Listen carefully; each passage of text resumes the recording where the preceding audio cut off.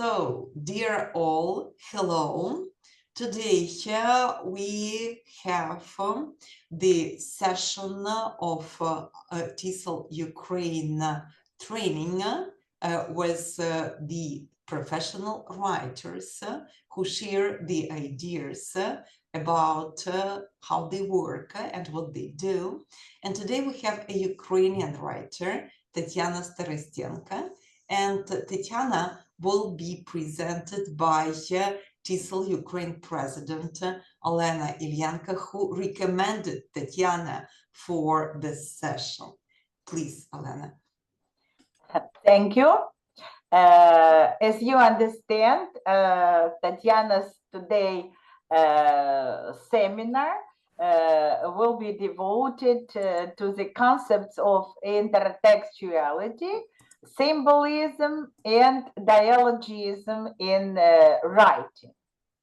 So some words about Tetiana, who is our colleague.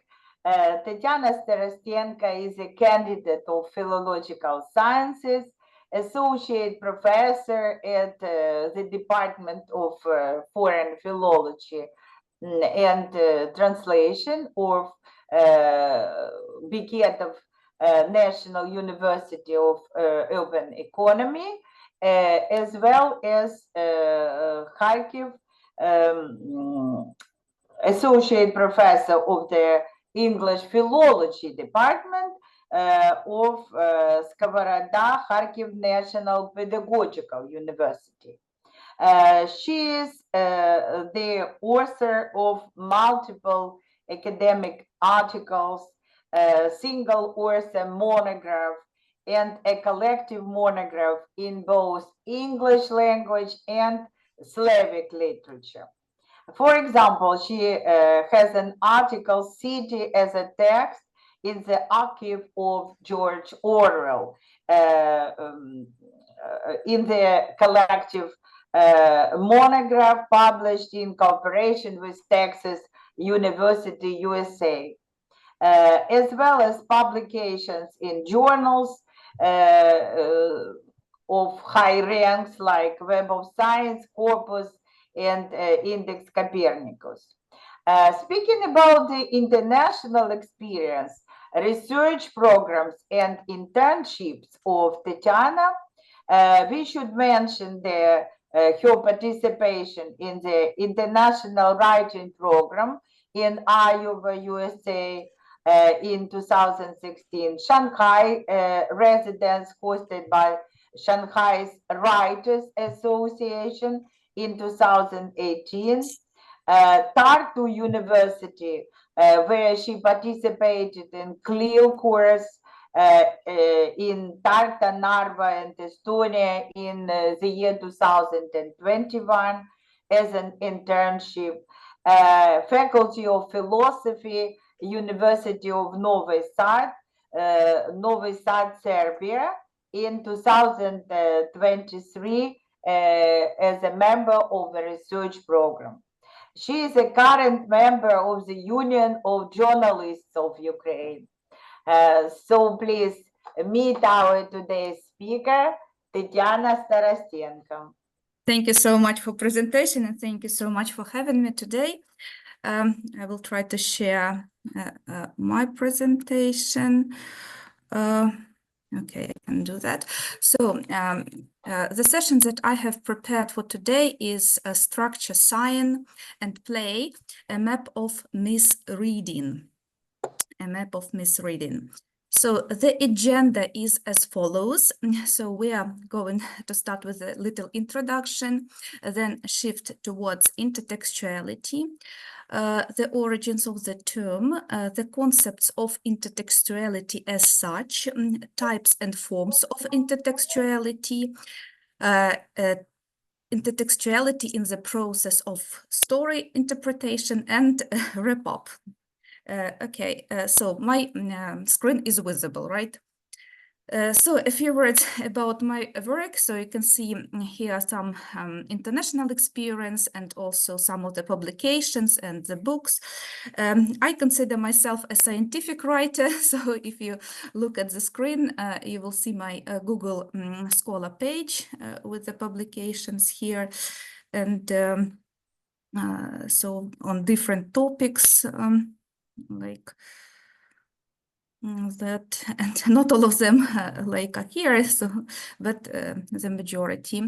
I also write fiction under pen name as Tetiana Starostenko, like which is the place of my birth. It's USA site in the US, and with some poetry and also prose.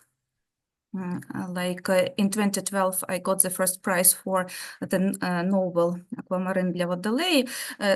Also, there are some like short stories in different Ukrainian literary magazines like Krещатик. Some of them are in Ukrainian, some of them are in English, some of them are in Russian. Were. Okay, but let's go back to the presentation and the topic itself. So the first thing that I wanted to ask you to do, please look here.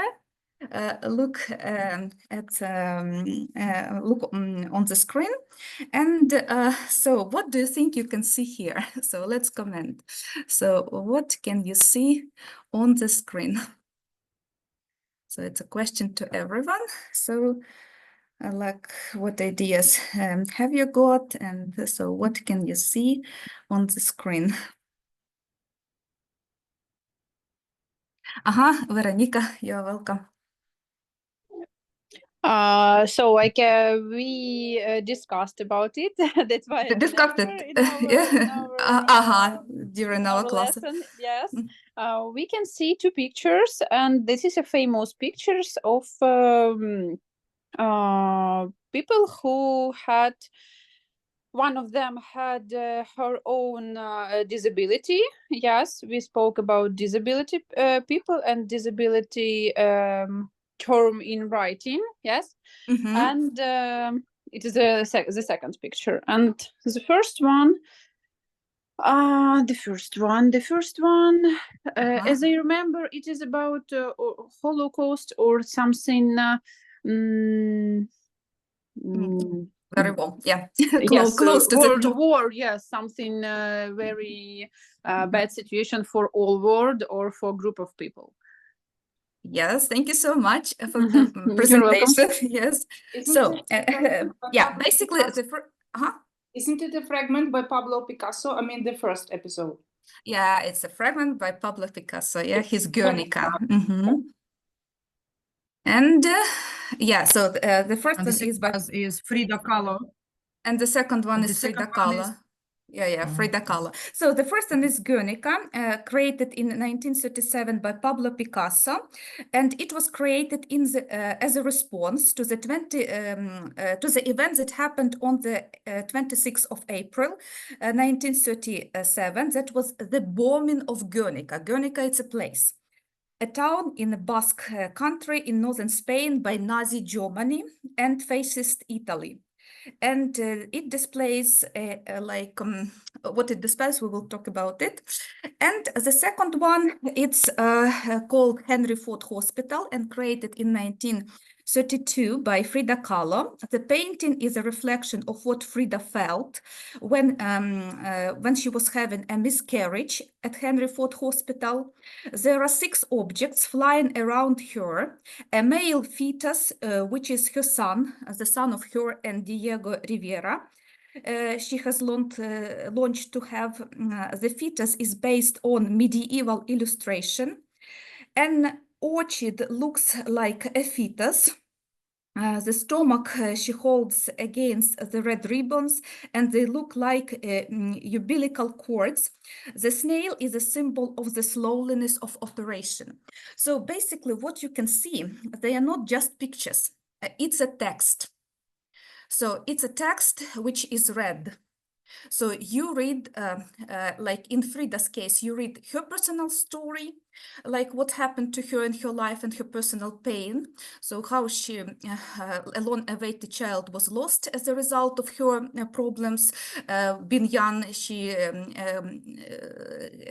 was a part of an accident which forever spoiled her spinal cord, and as a result, she was unable to have children. So like she had a miscarriage. And the first one, it's a pain of people in Guernica created by Pablo Picasso. So basically these pictures are not used for contemplation only, they are to be read. So you can, it's a text, intertext that you read inside of the picture. So, and today we are going to talk about text. So what is text? So do you have like ideas? So what do we call a text? So how do you understand the concept of a text? There can be different definitions, interpretations, depending on what sphere, like of science, you consider it from.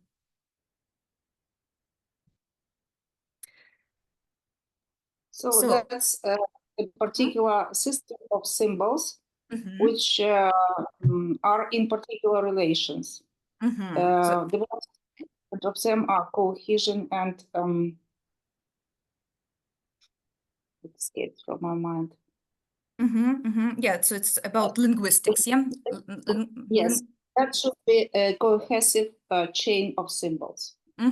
Thank you so much. Right. So the term text, symbols, not as we consider them symbolic symbols, yeah, after Lotman symbolic, but just symbols like signs. A coded system. So the term text comes from Latin textus and means tissue. Interweaving and compound. So we can see how the writers, як письменники, власне, плетуть цю tissue, цю тканину. So in philology, the text is an act of application of language, possessing a number of particular qualities like coherence and completion that was mentioned. The text is limited both from verbal and non-verbal reality. In the sphere of culture, the term text is a linguistic unit, but it is wider. It has extra situational value and some semiotic meaning. So in literature, the text is the verbal fiction literature, which is generated by author and completed by the author. And here that I'm going to talk about today, it's about this completion, because the postmodern theory argues with the idea of completion. Postmodernism can't see the end of the text. So an Italian author, Umberto Eco, whose name is tightly linked to the concept of intertextuality, points out, the good of a book lies in its being read. A book comprises science and speaks of other science, which is in their turn speak of things. Without an eye to read them, a book contains science that produce no concepts. Therefore, it is dumb. It was mentioned in his debut novel, The Name of a Rose, in 1980. So within the postmodern theory, postmodern concepts, the text is viewed as limitless, or the text is without any borders. So basically there is an idea, postmodernism like opens the text and points to its dialogical nature. Because basically here, the load goes not on the writer, but also on the reader, who has to possess some linguistic and cultural and maybe philosophic and historic expertise to understand the text. That will mean that different kinds of readers will read this one and the same text on absolutely different level. So basically, some messages won't be understood by some people. Sometimes the author speaks through the text with some particular audience. And and also, if we talk about digital technologies like today, the text is even more limitless because now we can communicate with the authors online. The readers influence the text. The readers start a dialogue with the text and sometimes even change its continuation, like we have in the case of this Harry Potter series. So Jacques Derrida reflected on the nature of the text as an endless canvas. For me, the text is limitless. It's an absolute totality. It means that the text is not only a speech act. Let's say that a table is a text for me. The way I perceive this table is a pre-linguistic perception. It is in itself a text for me. Khalizev says that there is nothing outside the text. The approach implying that our life is a text by itself and everything existing as a part of the objective reality is a text, agrees with the biblical Moses calling the world the book of God that has to be read. And even when you go out in your city, everything that is around you is a text. So something that is written on the shops, like different kinds of billboards, signs, basically the way the buildings look, it's also a text that has its own story. Let's take this example of George Orwell. And his book, the way he describes the city, it's also a text. We can see the grandeur buildings of the ministers of love and the minister of truth, and which are towering over the reality. And we can see how important they are and how non-important people who are under these towers, among these towers. And the color of the buildings marks the reality. The way people are dressed, like it's also a text. It also holds information. Even you can. This is a screenshot of my lesson at school, and this is also a text. So what can you read from this text? So what can you see here?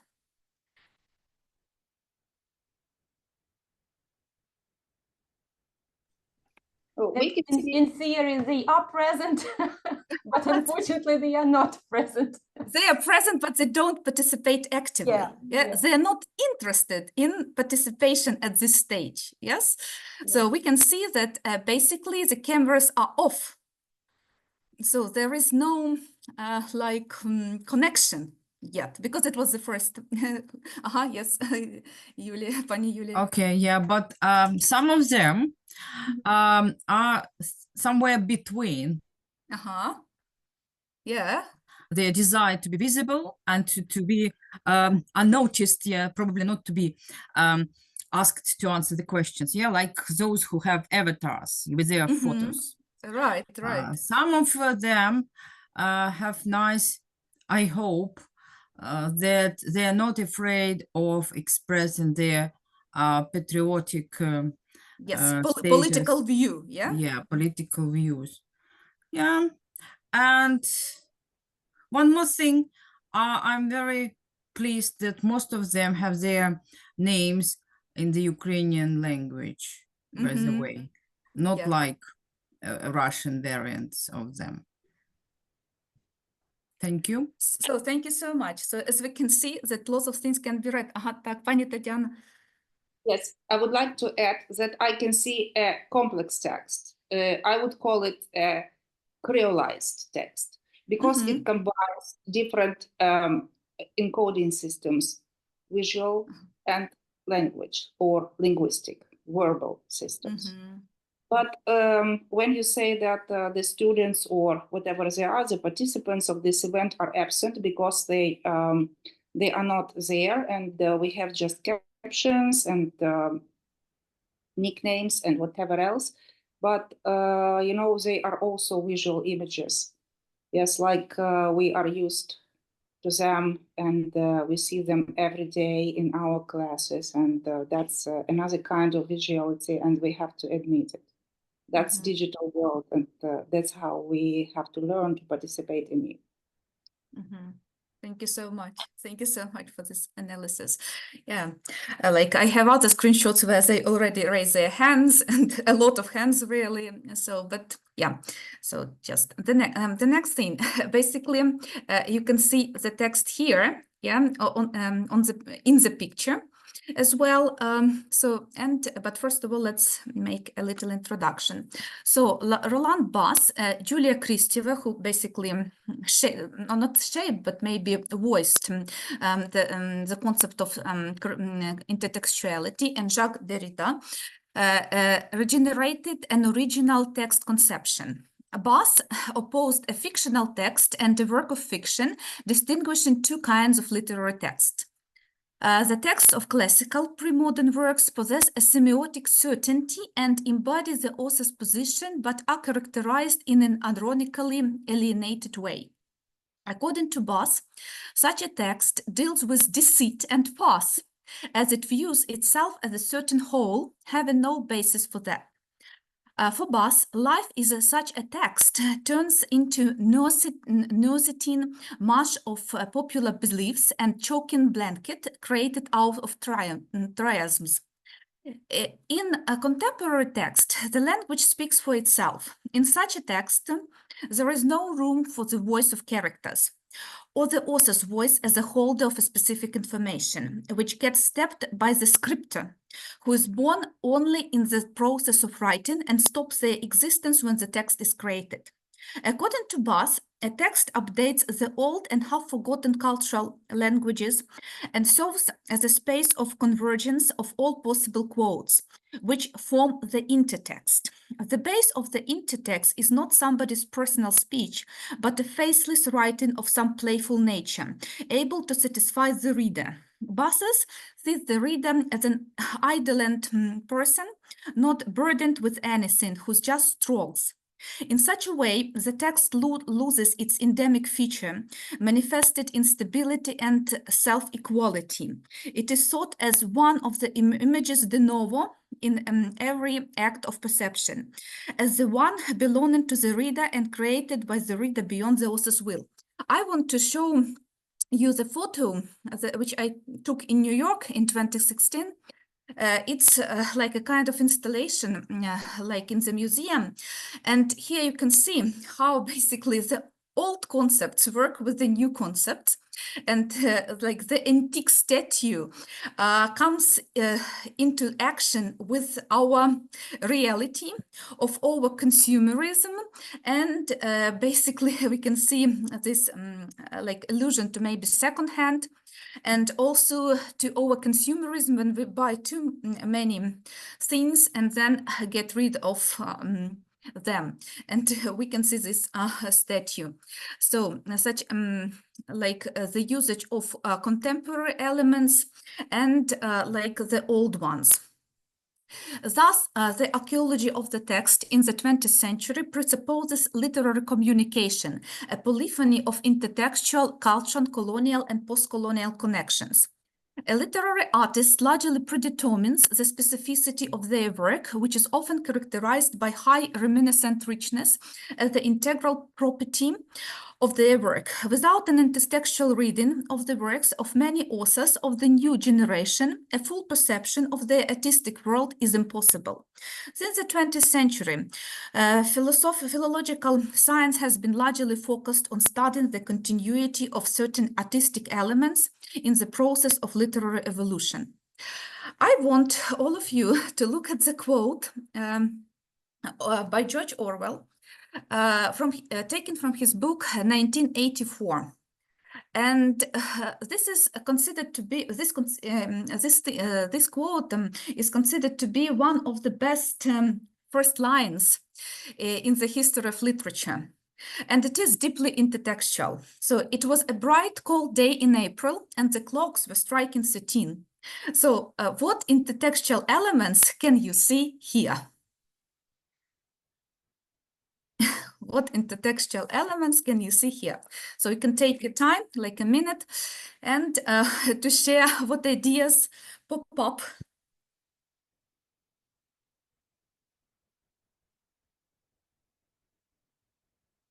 It was a bright, cold day in April, and the clocks were striking 13.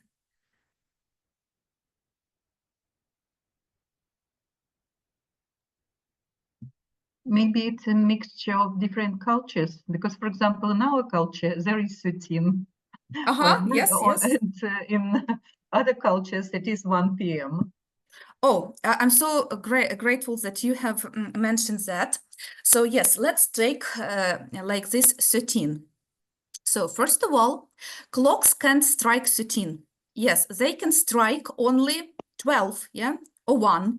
Yeah. So it means if the clocks strike 13, something is wrong with the clocks. They are broken. And George Orwell wants to say that in the world that he is inviting us to, that something is broken. Something doesn't work well. It basically coincides with a nursery rhyme in the English language connected with the clock. So it is an intertext to this nursery rhyme. The next thing, clocks. Українською мовою ми кажемо годинник, так? Але російською мовою ми говоримо часи. So it's plural. And for a Russian language, часы is a normal thing, but for English language, not. So clocks, we have clock, not clocks. So, and here he wants to say that all the clocks in the country strike 13. It means that all the clocks in the country are broken. In this world, this world needs to repair. It is a broken world. This is one intertextual element. Others, can you think of any other intertextual elements? The definite article before the clocks, like there, suggests that there is some connection or implication. What type of clock or what specific clock is implied? Yeah, in this country. And also, let's take 13. In British culture, they don't use 13. So, like, let's put aside the clocks, yeah, because clock, like, it can strike only 12, yeah. But also in the British culture, they never say 13. They say 1 a.m., 2 p.m., or 1 p.m., yeah, but never 13. But who uses the term 13? In Britain, the only category of people who use 13, 14, 24, 23, it's military people. So in such a way, George Orwell wants to say that the reality we are coming to is a military reality. So it's a part of the war. So 13 here shows military time. So again, war, and another intertextual element. Any other intertextual elements that you can see here?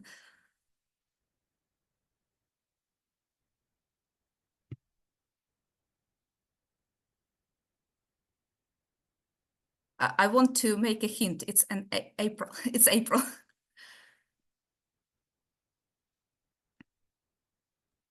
Maybe because of weather. It isn't. Okay. It isn't usual for April. Yes, a cold day in that country. If we speak about England, yes. So it can be a bright day, but cold. Maybe yeah, the thing is about weather and an April. Cold creates some unpleasant feeling. We don't feel ourselves comfortable when it is cold, yeah? And the characters don't feel comfortable in this reality, right? Yes, it's one. Something else connected with April still.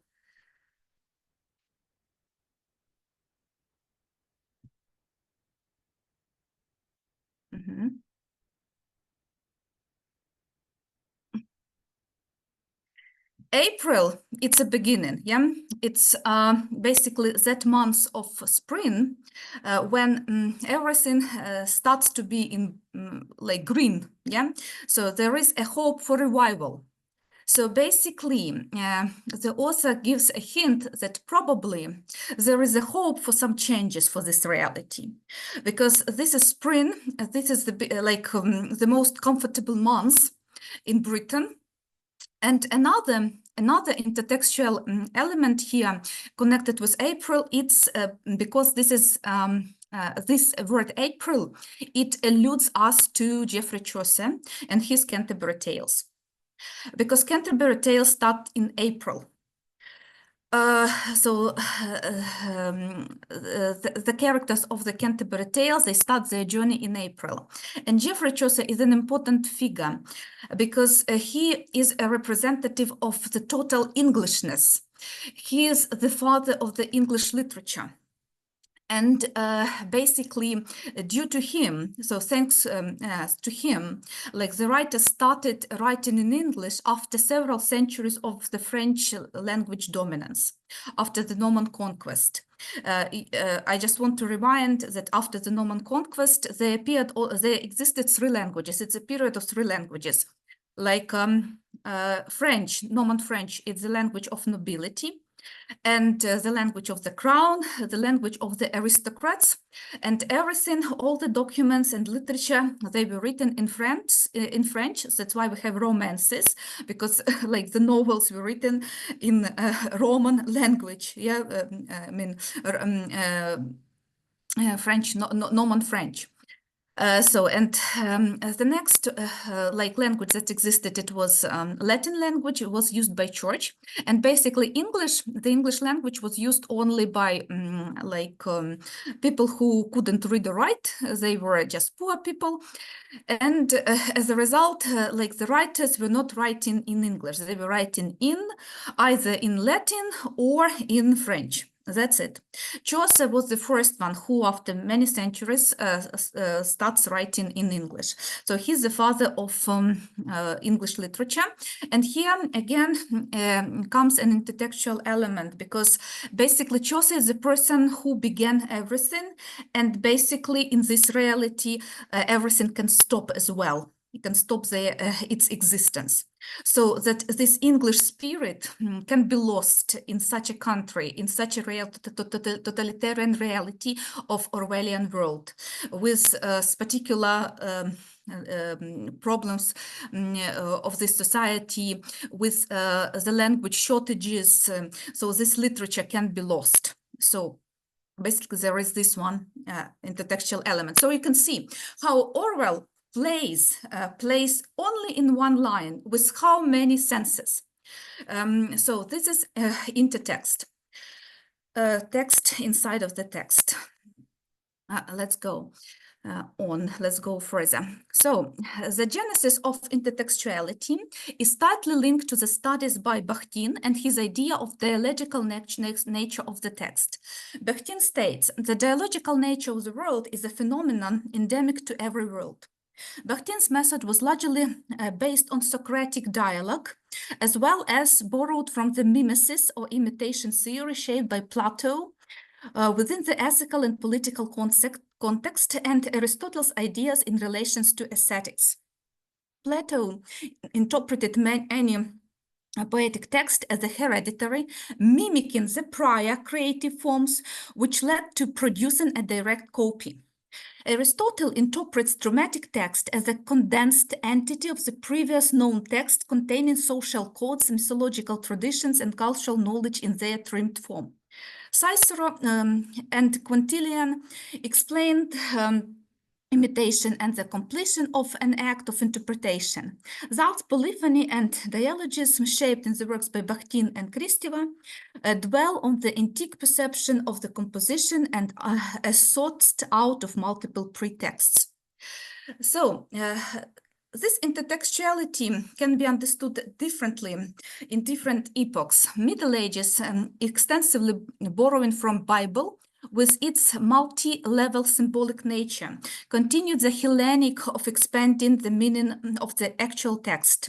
In the same way as Plato referred to the concept of ideas, church fathers saw the physical object as God's symbolic language. Renaissance suggested the unrestricted interpretation wider than strictly biblical frames. The quotation practice and allusions to the greatest works of the epoch or the previous epochs became commonplace. What initially started as an appeal to Bacon, Shakespeare, Ronsard, Dubélé, expanded globally, covering the preceding men of letters of various epochs and numerous locations. Dwelling on the mimesis theory, the writers of the period accepted the possibility of interpretation, thus rewriting one and the same text limitlessly. In such a way, one and the same mythical and historical plot could appear within the text of different authors.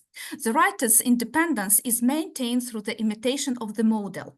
Therefore, Montaigne thought that self is to be found in distancing of the reading and writing objects from the anterior other, echoing the Bloomian concept of anxiety of influence, and defends a sort of boastful forgetfulness as the best means of escaping the tyranny of past masters.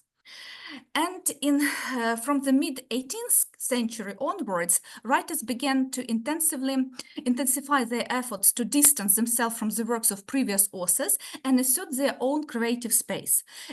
Thomas Eliot was among the first to emphasize that the most distinctive elements of an author's work often reflects the influence of their predecessors. Eliot's idea, particularly expressed in tradition and their individual talent, are considered semi-intertextual. The author recognized the connection between the writer's cultural background and the resulting text, suggesting that cultural and historical concepts shape the fabric of the text. So let's sum it up. Intertextuality sees textual formation as a growing, evolving, never-ending process. Intertextuality dwells on the idea of a hereditary nature of the text as an open, limitless process of creation. The text mirrors the previous text, searching for meaning, which won't be stable, but rather shifty and elusive, depending on the reader's nature, expertise, and cultural background. According to the theory of intertextuality, every text embraces a network of diversified links relating to multiple sources and is created both consciously and subconsciously. The fresh, for the 20th century approach to text interpretation perceives every text as an intertext. Pratt views the intertext as a text between other texts. So, intertextuality was born as a post-structuralist theory, interpreting every text as a matter to be decoded and analyzed within a particular cultural, historical, and philosophical context. The cultural context is simultaneously considered as a verbal and non-verbal text, represented through music, cinematography, visual means, advertisements, pop culture, and interacting with each other. So, here you can see that intertextuality is about the reference of different literary texts and not only to each other. It can reference the past, intertextuality can enhance the meaning and engage the reader. The power of allusions in writing can add the writing depth, resonance, and subtlety. So, thus making it more complicated. Basically, intertextuality can identify cultural, literary, and historical references. Basically, people of different cultures, writers of different cultures, and readers from different cultures will read one and the same text in a different ways. Sorry. Basically, speaking about crafting your own elusive writing, can be taught through, first of all, through the analysis of sample text with effective allusions, literary allusions, cultural allusions, and historical allusions. And basically the text, this intertextuality makes the text meaningful, adds the text depth.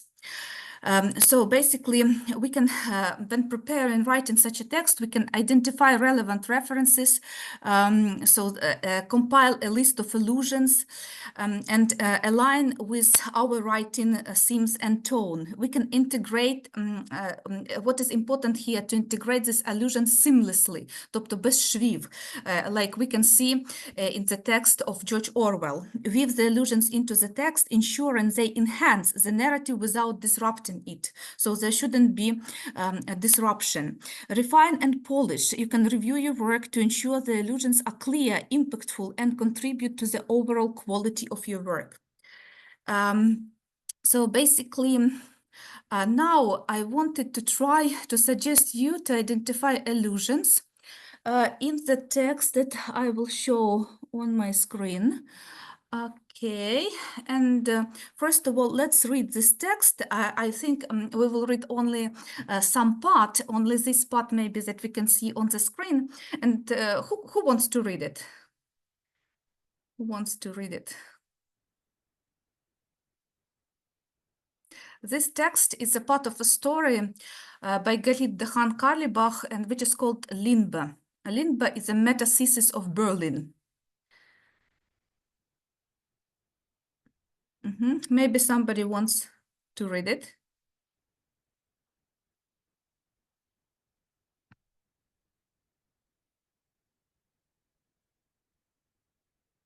Maybe Veronica, can I ask you? Yes, thank you so much. Yes, I can, with pleasure. So if you take me to Berlin, I won't ask any questions. If you take me to Berlin, I will change its name to Lindbergh, just for you. The city will twinkle at us in all its glory, and we won't go rummaging through your past. I won't have to know if your father, a certain Heinrich Ludwig, was ever an SS officer, nor will I feel compelled to find out what your mother, a certain Giselle, was doing on Kristallnacht. I simply won't know. My mind will remain in the present, the fluid, pliable present, the present that will flow through me like honey and fill my entire being. Go on. Okay. Like up to the end, of this passage. Yes. Okay. 1 moment. I will. Okay. I can continue. We will land in Berlin Tegel and head straight to the city, which will greet us with a smile. And I promise I won't look at the Stolperstein beneath my feet, the stumbling stone that lines the streets of Berlin, the stones that are adorned with brass plates inscribed with the names of Holocaust victims. Stones, open stones, names, open names. Names of disembodied Jews. I won't look down. I won't let them blind me. I will close my eyes and let the sun warm my eyelids and cradle my thought, cradle me through the Limerian streets. From there, we will merrily meander on. I might trip once or twice, and you, as my love and as my lover, will hold me with a sure hand, and will skate over the smooth tiles that conceal the clean, efficient, and precise, huge system. Precise, huge system. You will look at me and say, "You look tired." I'll shrug my shoulders and go back to feeding the ducks. The world will start spinning in a jumble of white wings, and right before I collapse on the grass and the thin, padded German grass, you will anxiously tilt your head towards me and tell me I look very pale. In the Limburg clinic, you will give the nurse a questioning look, and when they come at me with a needle, you will speak to her in German, and I will remain calm, even as you are watching the concentrated Jewish blood 50% Moroccan, 50% Ashkenazi, flowing out of my arm and into the test tube. You have the blood of royalty. You will whisper to me in the glossy Hebrew of a new speaker. Thank you so much. Okay, so what intertextual elements can you see here? Like, can you read like additional information through some of the words and expressions given as a part of the text tissue here? Julia, Pani Julia. Okay. Well, it's okay, Julia. Well, sorry, I have to wear my glasses. I can see clearly those allusions to as follows: SS officer, Kristallnacht, Holocaust. Of course, these German words as Stolpersteine. Well, there are more, but these are like some of the most visible, recognizable, right? Yeah, that pop up immediately, yeah, without even reading the whole story yet, and of course they pop up and they trigger all these knowledge, all these memories about what you have read about Holocaust, about the Jews and their fate in the Nazi Germany. So, well, all these things become the bigger picture of this story. Thank you so much.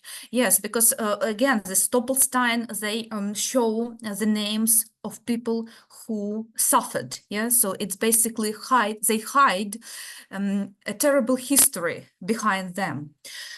Even basically, like on a deeper level, if we look at the way she presents the streets in Berlin, you can see that they are also intertextual.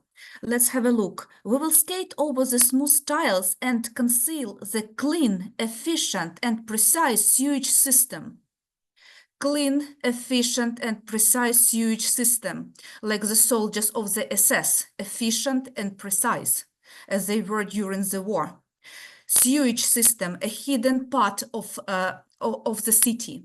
This city is not that simple. There is a hidden part underneath, and it all went to sewage. Somebody's life went into that sewage system. Let's pay attention what she says about the needle and concentrated Jewish blood. Let's think of the Jewish blood that was tested, all these experiments that were made with the body of these Jewish people, and we can see how she how she separates two notions, Berlin and Limbe. Berlin, it's the city, a precise city in Germany, the capital, and Limbe. It's the world which she created out of Berlin, because for her love, she created a parallel world, which is Limbe. And by the end of the story, the Limbe will be broken, and she will appear in Berlin, and her love will disappear as well. Because Berlin will kill this Limbe. She created a Limbe not to think about Berlin and its real history. And in this text, there are many things like that, and intertextual elements. Like we can see here the chlorine woman, the chlorine that was used in concentration camps. We can see the ghosts of the killed persons, of the killed Jewish people. They say, your hair is so pretty and shiny, the girl says, her voice brimming with sympathy. Her brass hand gets tangled in my roots, like my hair used to be. And it's again like a symbol, coming back us to the age, to the period of Holocaust, when the hair was shaved, like the hair of healthy Jewish beautiful women, like that. So another story that I wanted to take, let's jump to it.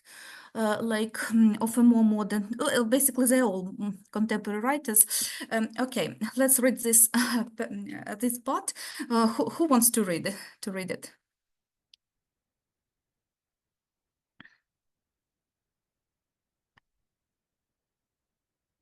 Maybe somebody can read it. I can. Yeah, will you please? From the top? Yeah, from the top, from the very beginning. 1984, Matilda Sanchao. Masida, she's the author. Masida Sanchao, I was born. In Bhopal, India, a Union Carbide chemical plant explosion killed 3,300 people and injured thousands seriously. American researcher Robert Gallo and French researcher Luc Montagnier announced independent discoveries of the virus later named HIV. Desmond Tutu, later Archbishop of Cape Town and head of the Anglican Church in South Africa, was awarded the Nobel Peace Prize for his leadership in the national struggle against apartheid. 1985. Yes, thank you. 86. Shall I continue? Yeah. Will you like this paragraph and that's it? 87. My right hand, tongue, and heart were reborn on pages of paper. My right hand prominently developed, tongue consistently fluent, heart steadily warm. My brain, right hand, and tongue regrew up at the hospital. My brain prominently developed, right hand consistently active, tongue steadily warm. The Nigerian playwright and novelist Wole Soyinka wins the Nobel Prize for Literature. The accident in one of the atomic reactors at Chernobyl in the Soviet Ukraine led to the worst disaster in civilian nuclear power. Thank you so much. Okay, what intertextual elements can you spot here? Of course, it's difficult to judge about the work when you haven't read the whole text. So it's a part of her story, and she calls it a story and an essay because basically it's a fusion. So partially it has fictional elements, and partially it has something like publicist elements. Yeah, so something from like the reality. So that's why she says like a story and an essay. Like that. Okay, but anyway, what can we spot now?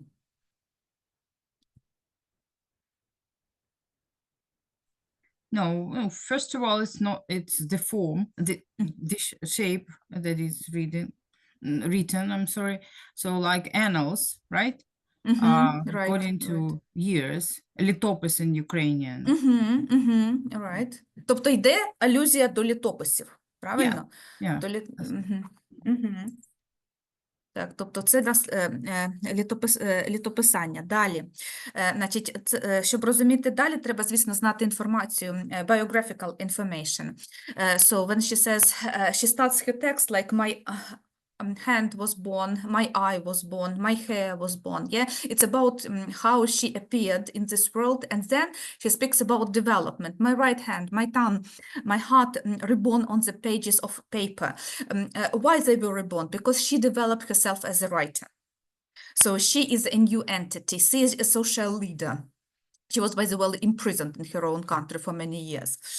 Like she became a surgeon in the hospital. Also, she, with all this additional information, she wants to show that our world is global and that our world is interconnected, and the events in one part of the world, they influence the whole situation in the world. And basically, we can see all these like hints and directions connected with HIV problem, Chernobyl disaster. Speaking about Wole Soyinka, who got a Nobel Prize, it's a very big like victory for a black person. A black person got the prize. So again, it's a big achievement. And how will she finish her work? let's go by the end. She will say, like, Masida, yeah, my pen name was nearly totally reborn. It's after her imprisonment. So she left the imprisonment. My right hand, my tongue were not yet reincarnated. So it means that she hasn't got rid of this imprisonment feelings and that problems that it brought to her. It didn't yet offer a bunch of great red roses. It didn't yet light the honey candle. Didn't it show my portrait picture? Bin Laden was not arrested. Terrorism didn't stop. The world is still getting warmer.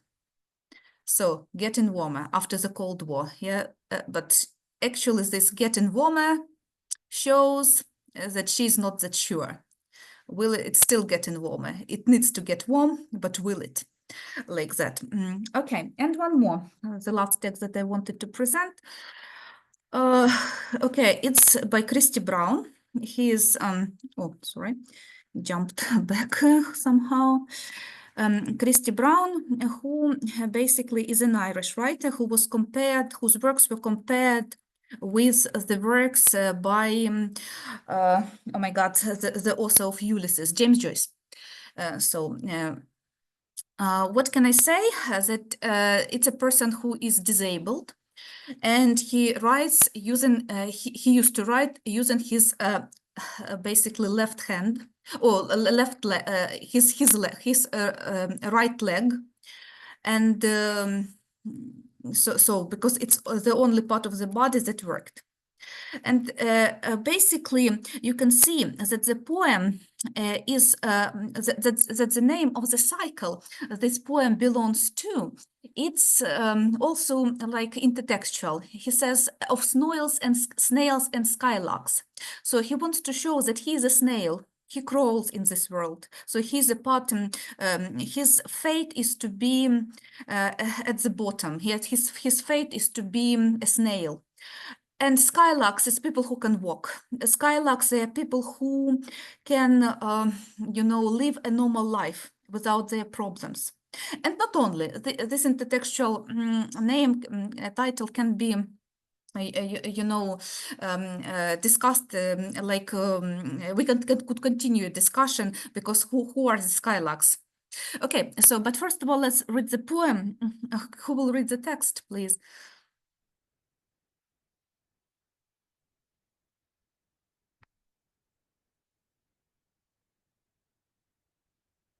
I can, if you want. Will you please? So, girl in the wind, blowing wide open, the closed doors of my life, which way are we going? Standing against the lurid sky on the stark drink of ocean, arms outstretched as if you laugh and hunger would embrace the world. And I, in my inner room, playing my poetic permutations, can only look and ask the unanswerable. Brave and cunning, I speak to my typewriter, knowing it will not answer back, knowing it will not reply. What I ask and do not want to hear, as you with the west sunset merge, a multitude of dreams away, unweakly alone and outside of me, in the purity and the rarity of this moment, immeasurably beyond my love and my rage. Okay, and there is a part of it here. One moment, I will try to scroll, because this computer sometimes jumps here when I wanted to show the beginning of the top of the document for some reason. Okay, and will you finish? Okay. Girl in the wind, throwing aside the tight shutters of my life, which way are we going? Okay, so what can you read between these lines? Like, again, question to everyone. So what can you see behind the lines here?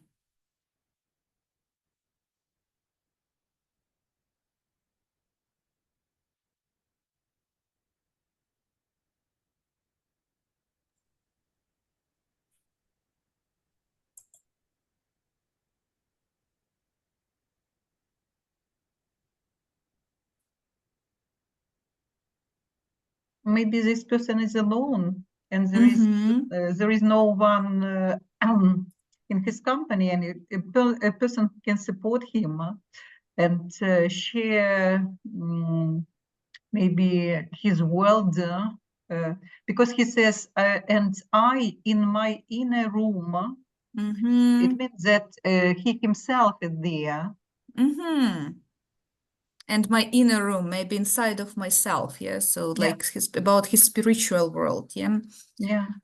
Great. Yeah, of course he was One long. more thing that just really attracts my attention. It's about this ocean, brinks of ocean, arms outstretched, as if your love and hunger would embrace the world. You know, that just when we speak about embracing the world, for me it was the first time to use such combination as love and hunger. Love and hunger, yeah, very powerful. Maybe hunger, just this person wants to communicate more, to move, to see just common things for people who are relaxed, people who can walk, who can move easily from one place to another, to be independent. It's about that, maybe. Yeah, multiple senses can be here behind it. Pay attention what imagery he uses. He uses the imagery of the people, of the writers of the age of Romanticism, but basically the shape, the form of the poetry is absolutely different. But this contemplation of the things around, like sky, ocean, they are, it's a feature of the Romantic poetry. So, and again, there is like allusion to romanticism, but basically he's not a romantic writer, of course. What else? Girl in the Wind, Windy Island, basically, again, to know that, we should know the biography of Christy Brown, and he fell in love and married his nurse. And the Girl in the Wind is this nurse, who is a skylark, and he was a snail. But who was corrupt and not a very nice person. Okay, let it be. And one more thing that I would invite you to do, like here, okay, if I go back to the, ні, значить я якось пішла не туди, зараз хвилинку повернуся. In the chat, I will give you a link to the, ну і як, зараз хвилинку ще спробую поділитися. Копі. Так, і let's share it here. Okay, so if you can, please come by the link, and you will find yourself on the board. So one of the writers said, if you can get by without writing, do it. So, тобто, якщо можете не писати, не пишіть. Do you agree or disagree with this concept? So basically, you can take a tool on, if you come here to the board, on the left, you can see a range of tools, and you can use either 1, 2, 3, 4, the fifth or the sixth tool to put a mark on agree or disagree sticker. So you can put a mark using one of the tools on agree or disagree sticker. If you can get by without writing, do it.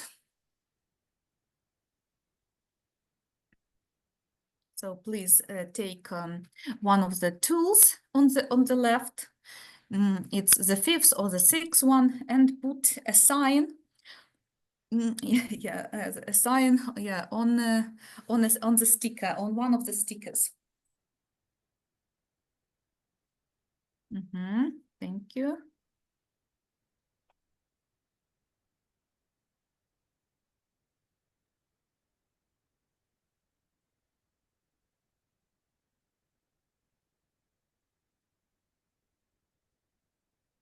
Okay. What about the others? Like I can see only one tick. It doesn't work with me. It doesn't work. Sorry. Okay, yeah, probably. Yeah, if you I disagree. from phone. I disagree. Yeah. Let's discuss it. So, okay, why do you disagree? So, like, basically the question, if you agree, then why? If you disagree, then why? Yeah.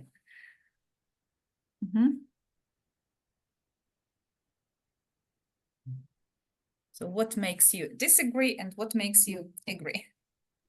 Can I answer? Yeah, sure. Welcome. Okay, so I had a question before my answer, that we are speaking about writing in general. No, writing fiction.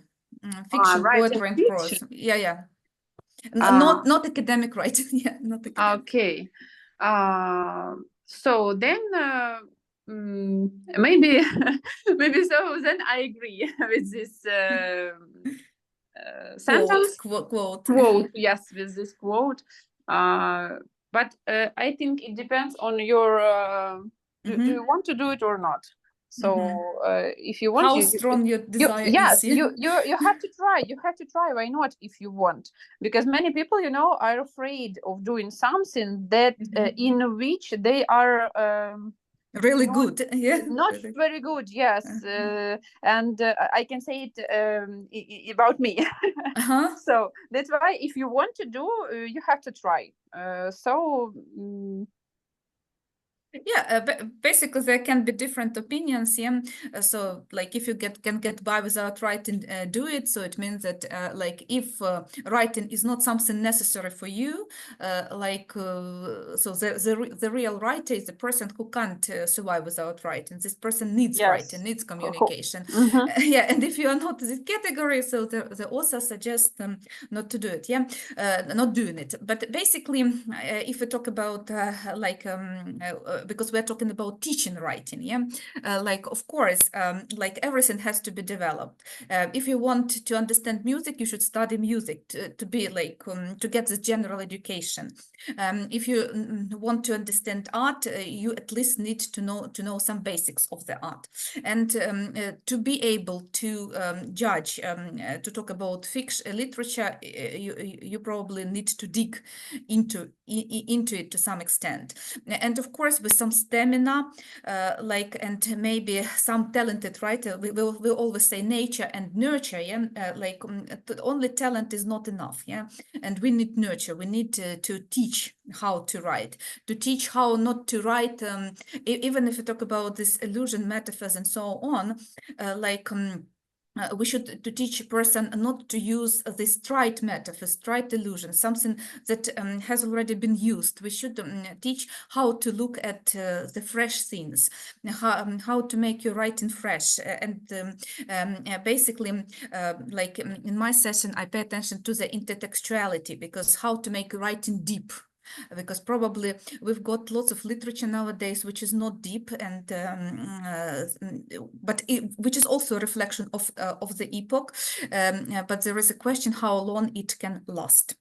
So basically that's it, and thank you for your attention. Yes, I have finished. Thank you, Tetiana. Thank you so much. So please, if you have any questions. Okay, thank you. That was great. Thank you, Tetiana. So then enjoy the rest of your evening, and I will send you a letter telling about the other steps that we'll need to do.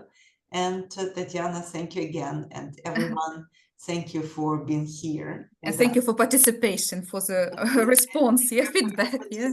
May I ask you one question? Yes, sure. Yeah. Just about